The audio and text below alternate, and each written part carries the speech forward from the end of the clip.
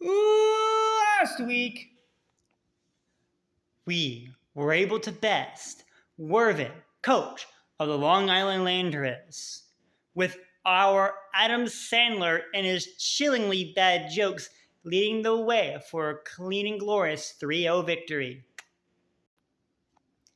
Now we move on to Fouster, coach of the Cincinnati Raikou.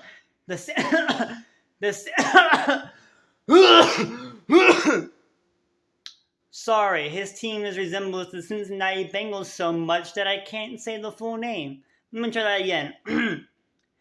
The Cincinnati Raikous. With the AFC North football rivalry now being carried into Draft League, this is a team that I must defeat. Not so that I can secure my number 4 seed, although I pretty much already have a secure because my Week 8 opponent is absolutely garbage, but that's neither here nor there. I want to get this win. Not for, saying that the Steelers are better than the Bengals. We already know that's true. We don't need to have that debate. But this team that I have to face down is debatably the toughest battle of my entire draft league career. And that's including the Zach Maynard battles, just to be clear.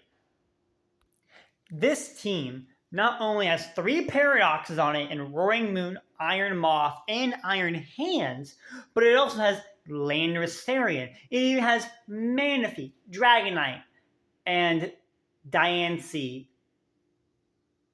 There's a lot of terrifying threats. Like even a Terra Electrode, for crying out loud, is who's suing Electrode, to be clear, is very terrifying into my team, and I can see all of the Pokemon that I just named coming to this battle. Trying to decide the best 6 was just so painstakingly difficult. But I believe I've done it. I believe I have found the winning formula. But we shall see. We definitely shall see. I kind of have a feeling of what I'm going to see on the other side. But we're getting ahead of ourselves. Because I refuse to let all of my hard work go down the drain. I will overcome. I will be the one to come out victorious. Somehow, some way. And I will make sure that top 4 seed is as good as mine.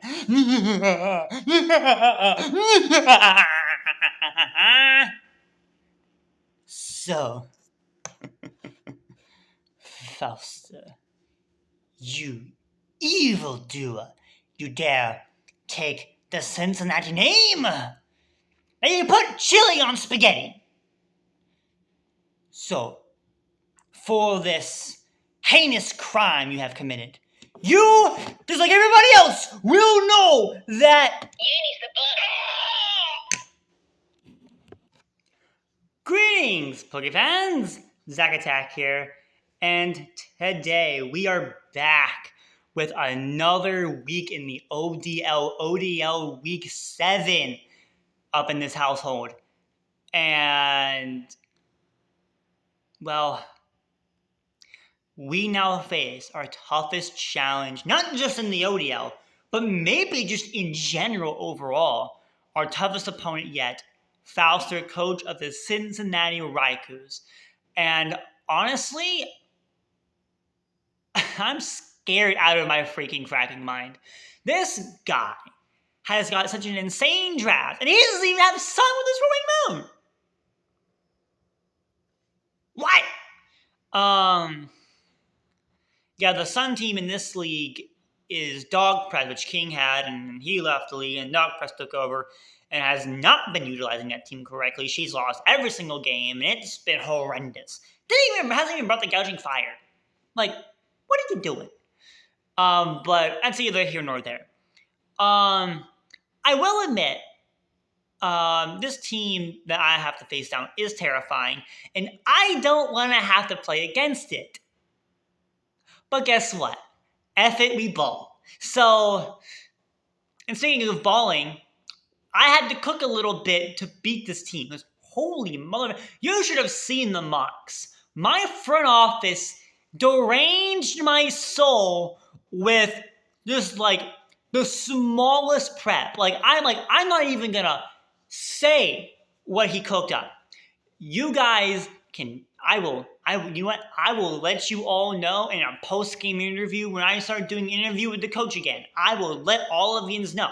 But I am not going to say it right now because I don't want to have another PTSD episode. So, here's what we're going to do. We're going to go ahead and we're going to hop into the team builder. I'm very scared of this team.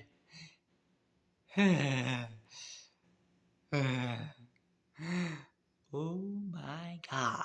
Anyways, we're gonna hop in and we're gonna see what Fouster could potentially be cooking on the other side and what I'm cooking on this side.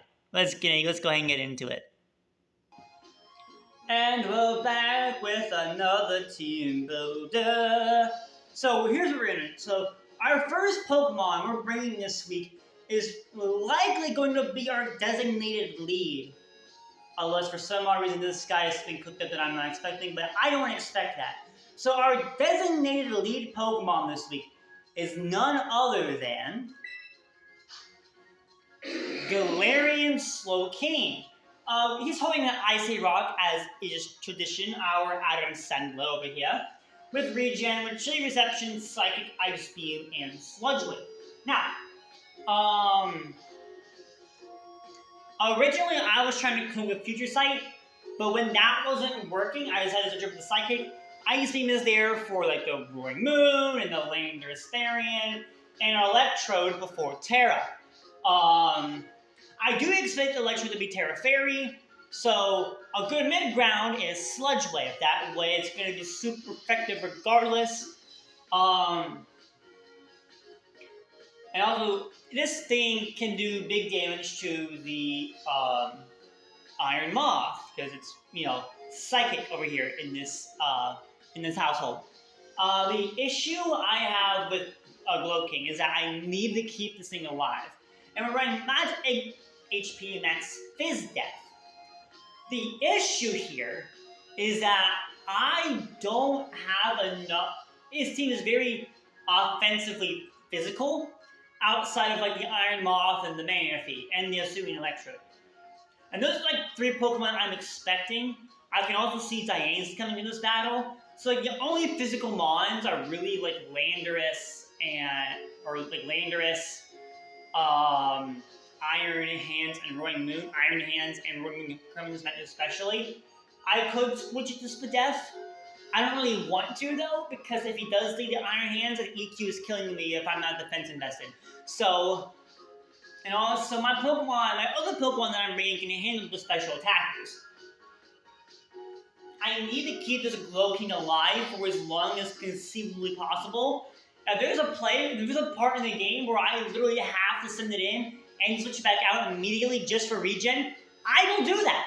I literally will. If I have to do that, if I have to be a demon and make that kind of a play, I will do that. I don't want to, but I can. And that's going to be Glowking this week. This thing needs to be healthy, so my next 3 Pokemon can do their magic. And then I can maybe clean up later. Speaking of cleaning up, our next Pokemon is one of our 2 cleanup Pokemon, likely for the remainder of the game, which is why I need Glowking alive, especially for this next one. And that is our favorite, our GOAT, Uni's the best. And Uni, our fan favorite here, with the Assault Vest with Terra Water. Now you might be wondering, what the heck is the Assault Vest doing there? Well, as I said, a lot of the mons on the other side that I'm scared of are special. Namely, the Iron Moth and the Assuming Electrode. The Ansi, I can kind of handle with, my next 2. So it's, not, terrible. But yes.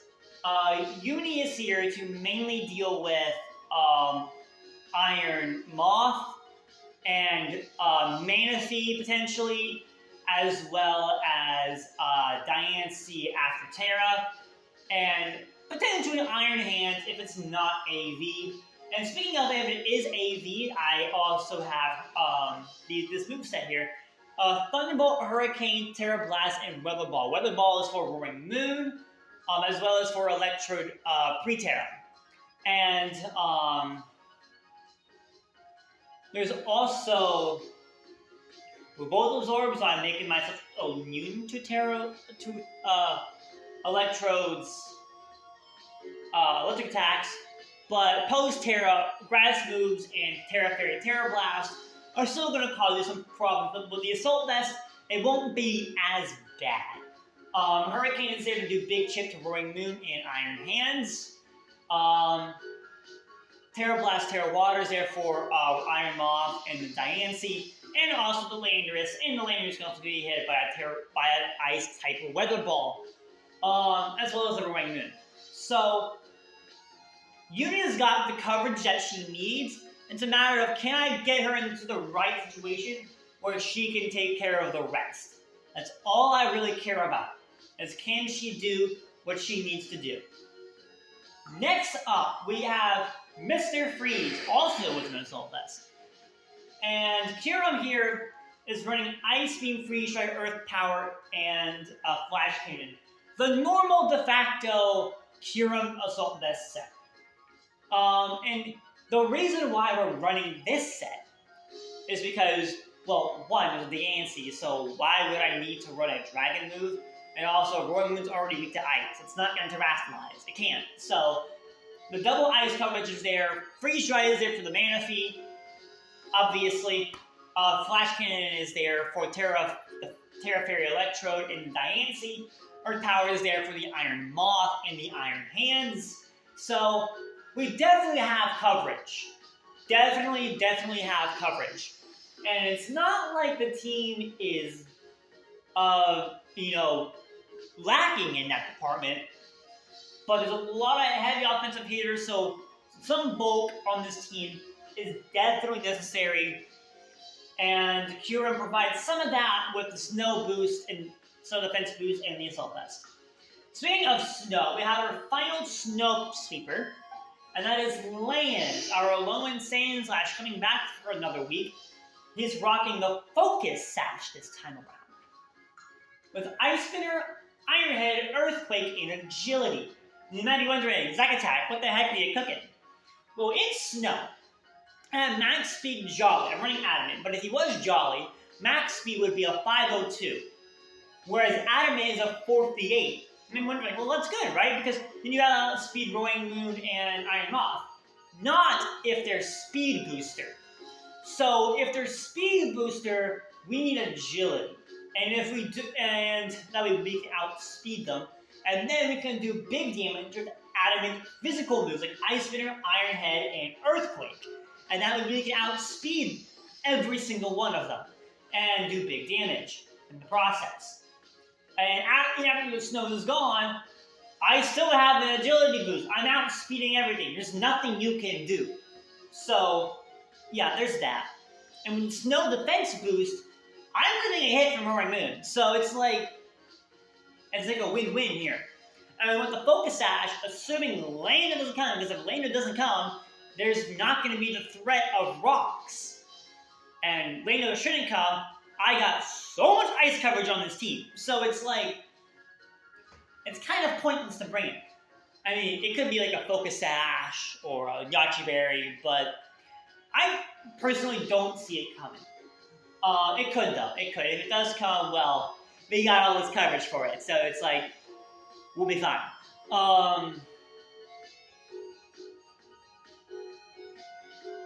Hopefully Intimidate from the Lando won't be too much of a problem for lands.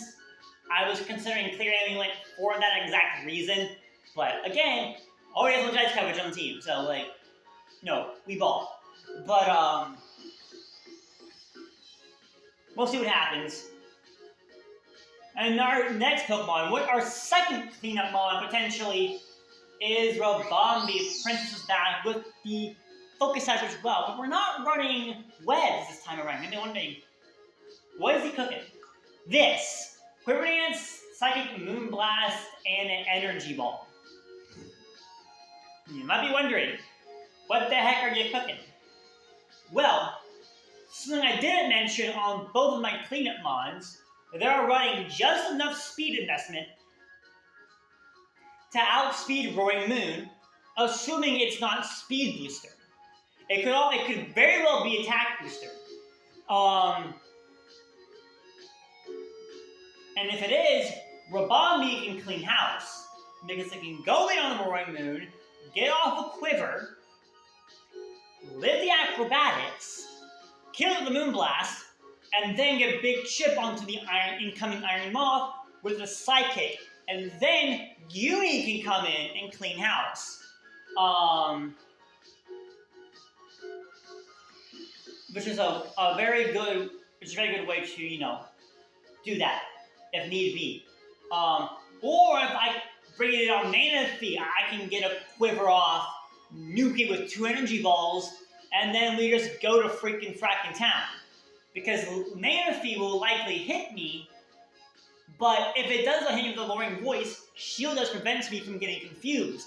So, because Shield Dust blocks all secondary effects. So it's like, maybe I can get up 2, because if I can get up 2 in front of Mana Fee, I don't only destroy it, but I also destroy Iron Moth and one Psychic. I need 2 Quivers to destroy Iron Moth. So it's like, how am I going to get those Quivers? So, we shall see. We shall see. I don't know how this is all going to play out, but I am definitely excited, and I am ready to find out. Let's go ahead and move on to our final Pokemon, which is indeed the Dawn Fan. Dawn Tuska's deck with the Rocky Helmet. This is mainly going to early chip on hands, so something like Curum or Uni can revenge it. With Earthquake, Ice Shard, Rapid Spin, and Stealth Rock, that's going to be huge. If I can get up a rock, then I can kill the Iron Moth with only 1 Quiver waiting for Rabambi, because the 25% chip from the Stealth Rock is going to put it in range of a +1 Psychic. Rapid Spin is there for Lando T hazards, potentially. Ice Shard is there to do big damage, because a good solid priority damage, because Dawn Fan is not fast, but it is able to leave at least a chance of 1 hit due to 30, guaranteed, do big damage, and we'll see what goes on from there. Tusk might be doomed to die early, but it's guaranteed to get at least 1 kill in this matchup, which is what I'm very, very excited for. So, that's the team for Week 7 of the ODL. I hope we can get a win. I'm actually very scared of this team, because there are a lot of ways I could very well get cooked. So, everyone, I hope to see you there in the battle, and just remember that your coach is going to try his best to win, and I'm gonna be completely for real here. I lost every single mod. The one time where I could have won, I got cheesed by a crit. So, I lost every single mock, and this is a finalized team. I don't know if we're gonna win, but hopefully we do. Maybe Fouster's dumber than Zach Mander. I don't know. Maybe I'm over prepping. Or maybe I'm under prepping. I don't know. We'll find out. We'll find out in the battle. Stay tuned. It's gonna be crazy. And that's the team for Week 7 of the ODL, and our toughest matchup ever on the channel up until this point. So, if you want to see how this battle goes, make sure you subscribe as well. Because if you stay this long into the Teambuilder, you obviously like what I'm cooking. So, I hope you'll stick around for the actual battle. And, of course, as I said before, at the very end of Teambuilder, I lost every single mock, so I am scared. I am very scared. But I think I can do it. I think I can do it. It's just a matter of what am I going to see on the other side? All of the leads I face for Iron Hands leads. So maybe if it's not a hands lead, maybe I have a chance. Or maybe he just doesn't bring hands and I just win. So, I don't know. I don't know what he's going to cook on the other side. I'm excited to see, and I hope to see y'all in the battle. And I hope you all have a great day. I am your quick Pittsburgh Steelers. My name is Zach Attack. I hope you have a glorious day, and I will certainly see you all on the flip side. Peace!